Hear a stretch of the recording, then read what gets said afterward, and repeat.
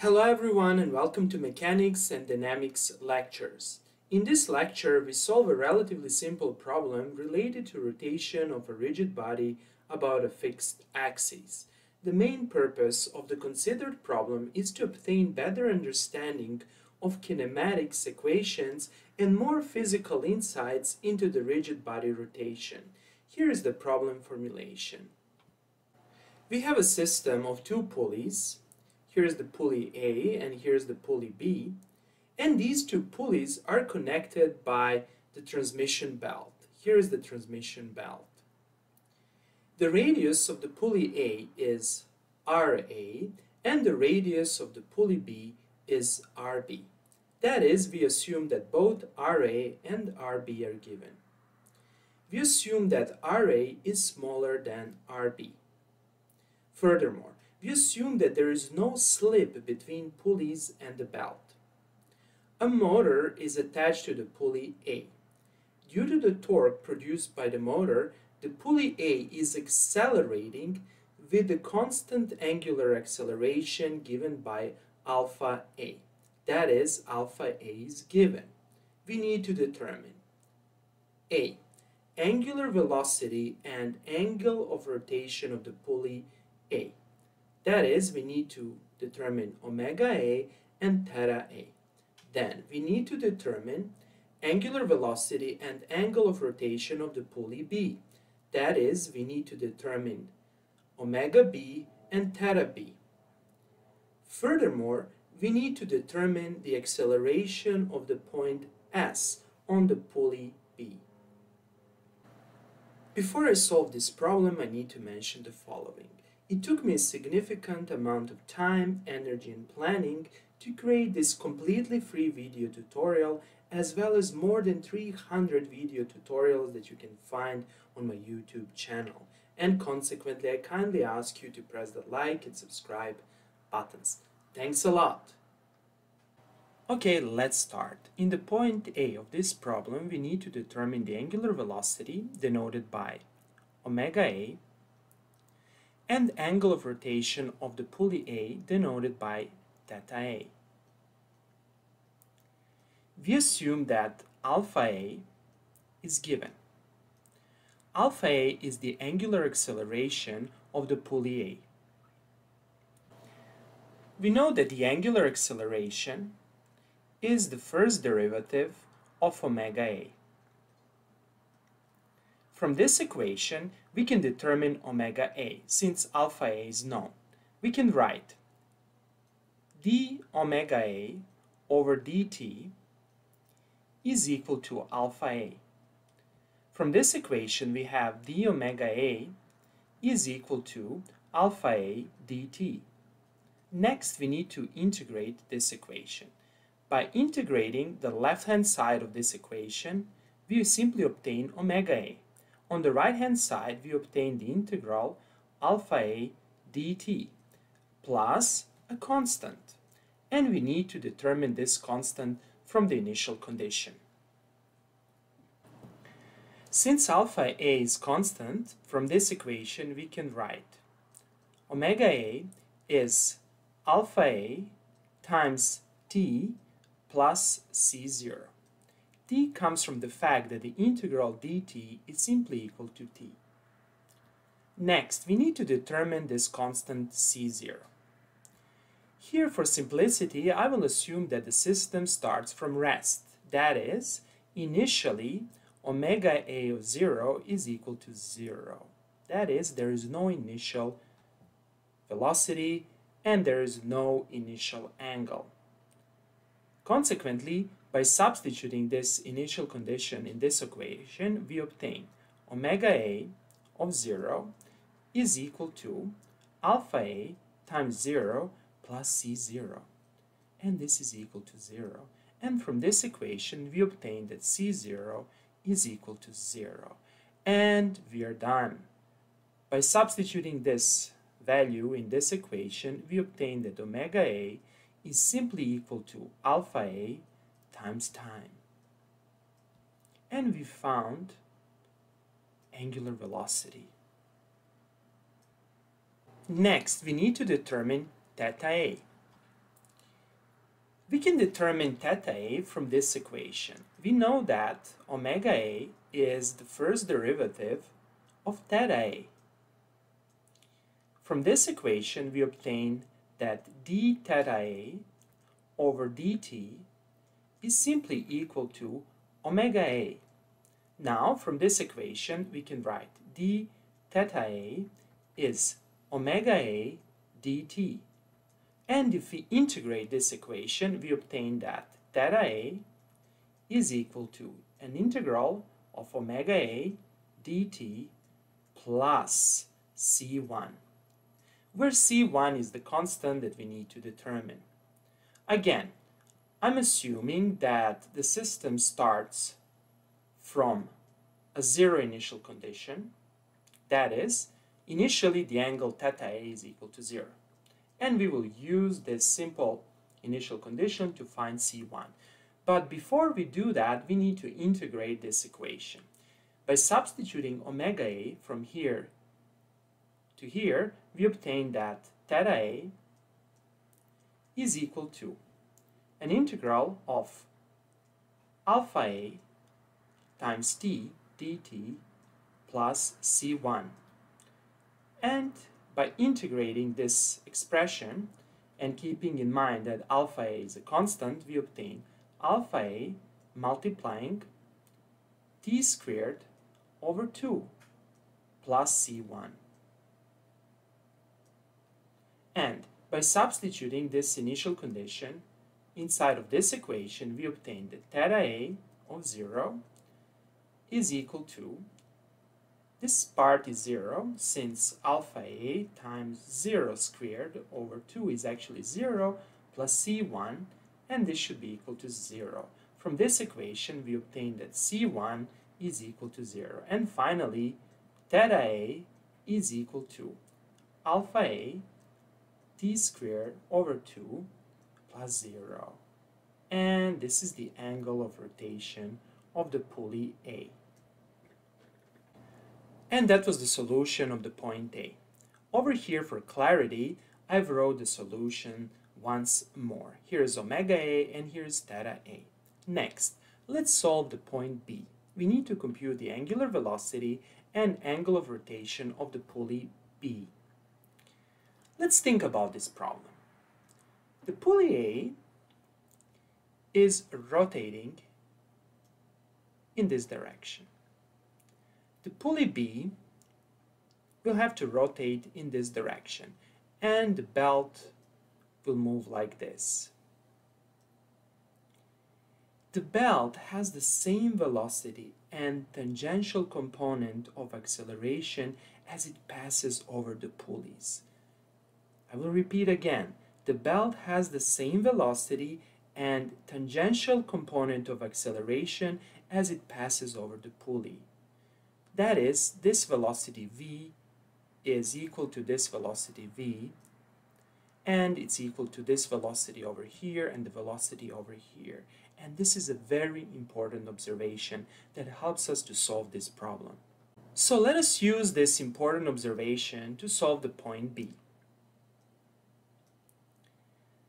V is the velocity of the belt, and this velocity has to be equal to velocity of the pulley A. And the velocity of the pulley A, that is the velocity of any point on this pulley, for example, this point or this point, here's the velocity. The velocity is always tangent to the trajectory, and the trajectory here is a circle, and this velocity has to be equal to omega A, that is the angular velocity of the pulley, times RA, times the radius of the pulley. And this has to be equal to omega B times RB. That is, this velocity has to be equal to the velocity of any point on the pulley B. And the velocity is equal to omega B times RB. And this is our first equation. From this equation, since RA and RB are known, we can determine omega B. Omega B is obviously RA over RB times omega A. Let's take the first derivative of this equation. Omega B dot is equal to RA over RB times omega A dot. From this equation we actually obtain the following. Alpha B is equal to RA over RB times alpha A. And this is the angular acceleration of the pulley B. Next, we need to determine theta B. To find theta B, we need to substitute omega A inside of this equation. Let's do that. We have that omega B is RA over RB multiplying alpha A times time. We know that omega B is the first derivative of theta B. Or, from this equation, we obtain the following. d theta B over dt is equal to omega B.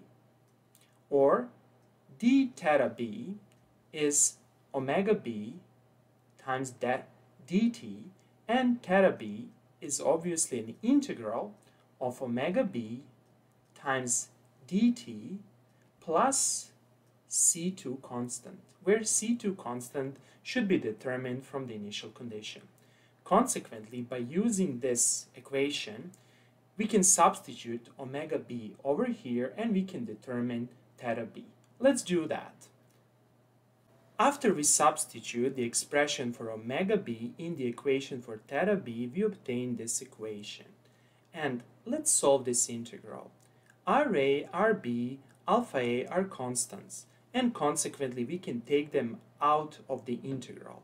And as the result, we obtain theta B is equal to RA over RB multiplying alpha A multiplying t squared over 2 plus C2.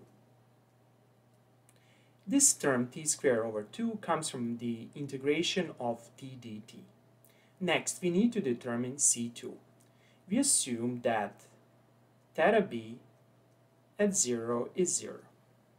And by substituting this initial condition inside of this equation, we obtain theta B of 0 is RA over RB multiplying alpha A multiplying 0 squared over 2, and this complete expression is equal to 0 plus C2, and this should be equal to 0. From here we obtain that C2 is equal to 0. And finally we obtain that theta B is equal to RA over RB multiplying alpha A multiplying t squared over 2. Perfect.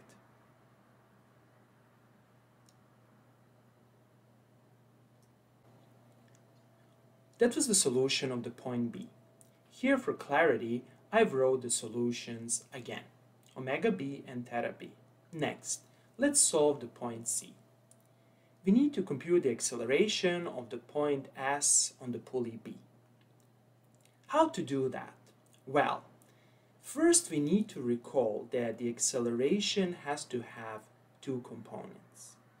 The first component is the normal component, denoted by AN, and the second component is the tangential component, denoted by AT.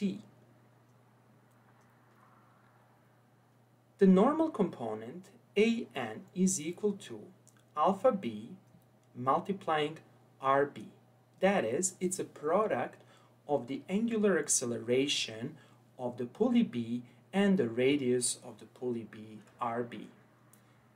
By substituting the expression for alpha B that we previously computed, we obtain the following expression. RA over RB multiplying alpha A multiplying RB. Over here we can cancel RB and RB, and we obtain that normal component of the acceleration is equal to RA times alpha A. And let's analyze this equation. We can observe that actually the normal component of the acceleration of this point is actually equal to the normal component of the acceleration of any point on the pulley A. And this is kind of physically intuitive because the normal component of the acceleration have to be equal to each other. Perfect. How about the tangential component of the acceleration, AT? AT is equal to omega b squared times RB. Let us substitute this expression in this equation.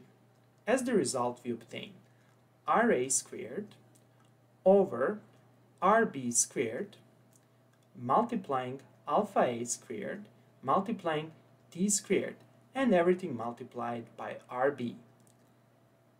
Finally, we obtain that the tangential acceleration of the point S is equal to RA squared over RB multiplying alpha A squared multiplying T squared.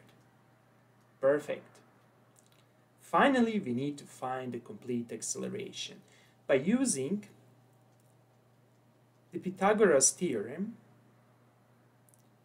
The acceleration, denoted by A, of this point is equal to the square root of AN squared plus AT squared.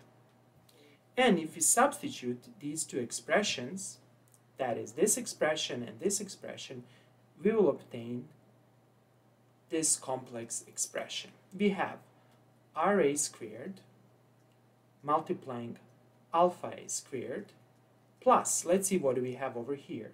We have RA to the power 4, this is 4, over, let me just correct this, nicely right, RB squared multiplying alpha A to the power 4 multiplying T to the power 4.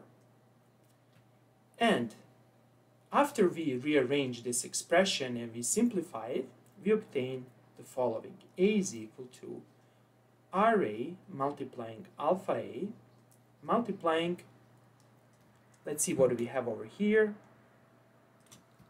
We have 1 over here plus RA squared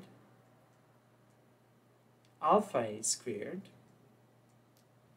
over RB squared multiplying T to the power 4. Perfect. That's the final solution. Okay, that will be all for today. I hope that you like this video. If you like the videos I create, please press the like and subscribe buttons. Thanks a lot and have a nice day.